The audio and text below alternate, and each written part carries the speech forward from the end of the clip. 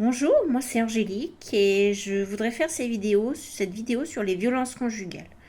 Comme j'avais dit sur mes précédentes vidéos, j'ai décrit de manière très générale en quoi pouvaient consister les violences conjugales, qu'on soit dans un couple homo ou dans un couple hétéro.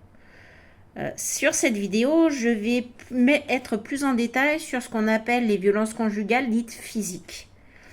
Donc, ces violences conjugales s'apparentent des coups de poing, des coups de pied, des claques derrière le crâne, mais ça peut aussi aller jusqu'à un bras cassé, ça peut aller jusqu'à une pommette fracturée, ça peut aller aussi avec des mâchoires fracturées, tout ça.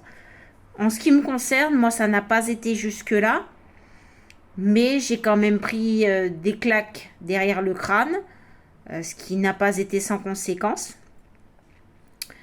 Ensuite, j'ai eu le droit à des coups de pied dans les genoux, les chevilles, et bien entendu, comme je suis quelqu'un qui met beaucoup de pantalons, on ne voyait pas. Et également, j'ai eu des coups de poing dans les côtes, ce qui fait extrêmement mal. Mais pareil, comme à cette époque-là, j'étais beaucoup plus forte que ce que je ne suis aujourd'hui, et que je suis quelqu'un qui, à cette époque-là, s'habillait large, parce que je ne voulais pas qu'on voie non plus tout ce que je pouvais subir. Je ne mettais pas non plus de débardeur, je ne mettais rien qui était près du corps, parce que pour moi, je ne pouvais pas montrer ce que je subissais, bien entendu. Alors évidemment, c'est pas forcément très très facile, c'est pas très très simple non plus. Ce qu'il faut savoir, c'est que certaines personnes qui sont violentes vont faire en sorte de taper à des endroits qu'on ne montre pas. Comme par exemple, quand arrivent les périodes de forte chaleur, quand on met des shorts, quand on met des pantacourts, on met des vêtements plus légers, ces personnes-là vont faire en sorte de taper à des endroits où on ne va pas voir.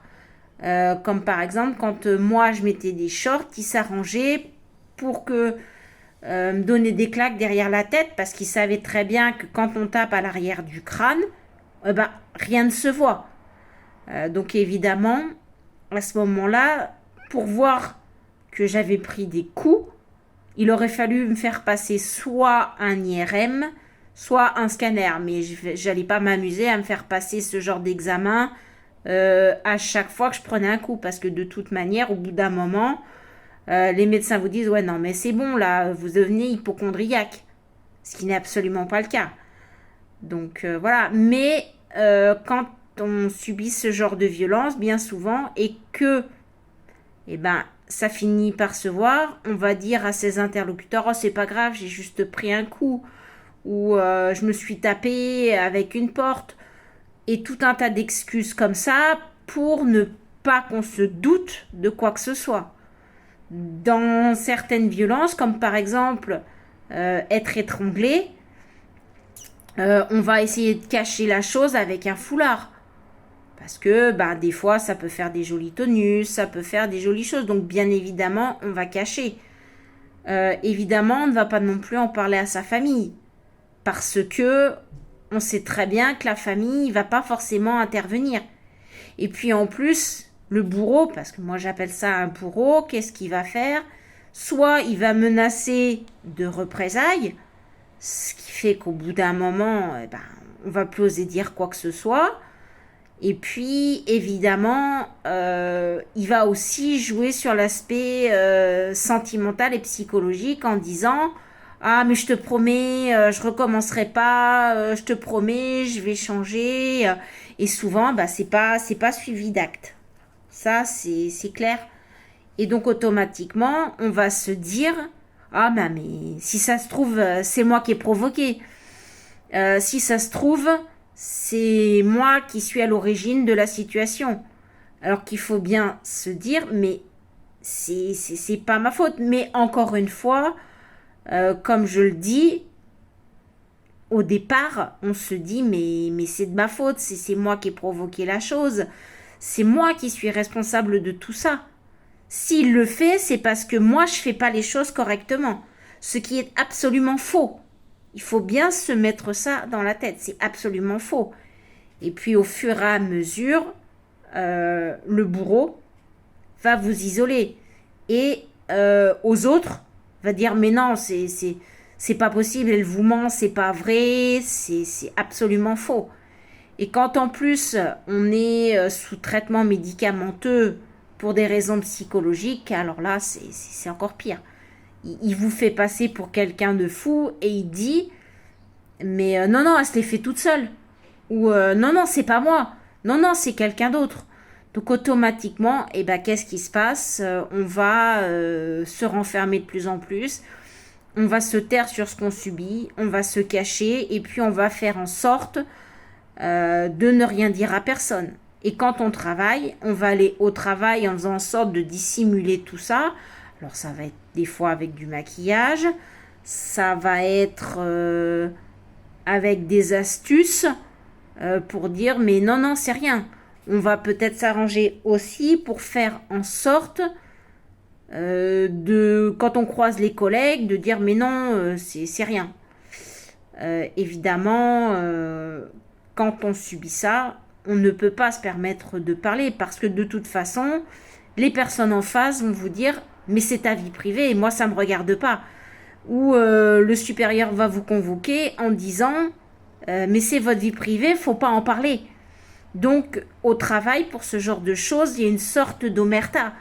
Même si de plus en plus on commence à libérer la parole parce que on s'aperçoit que certains conjoints viennent vous traquer même au travail.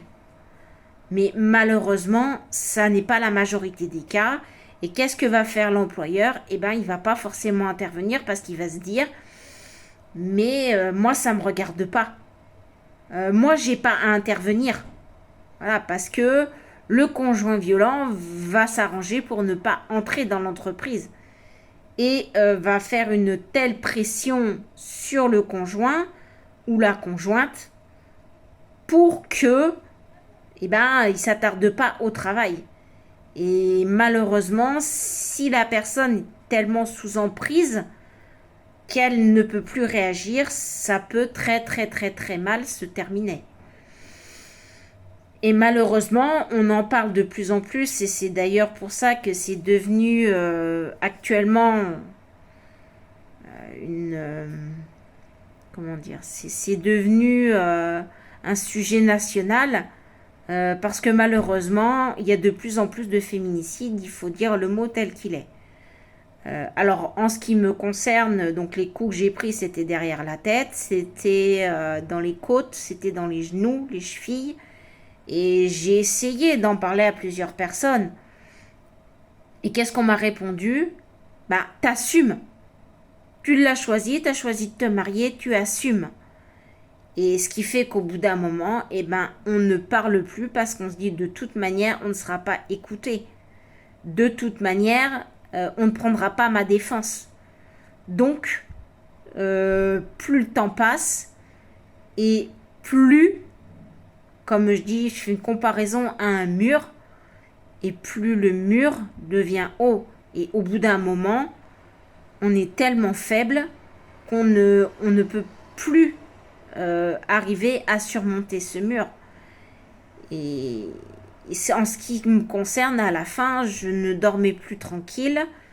Je n'osais plus sortir. Quand j'allais à mes rendez-vous, je prenais le temps strictement nécessaire pour pouvoir aller à mes rendez-vous. Et ensuite, je rentrais chez moi en sachant pertinemment que derrière, dès que j'allais le contrarier, j'allais me prendre une claque derrière la tête. Et si j'osais me plaindre, eh ben, il me faisait passer pour une menteuse.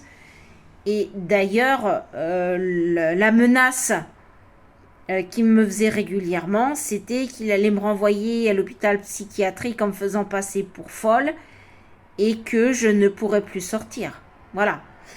Donc j'espère que à travers ce témoignage-là, je pourrai aider d'autres femmes à se rendre compte de ce qu'elles subissent et que même si je sais pertinemment que ça n'est pas du tout facile de parler de ce qu'on a subi, si je peux de ma place et en tant que victime les aider à avancer sur le chemin pour parler et pouvoir déposer plainte, ce que à tort moi je n'ai pas fait, eh bien pour moi c'est vraiment quelque chose qui sera bénéfique.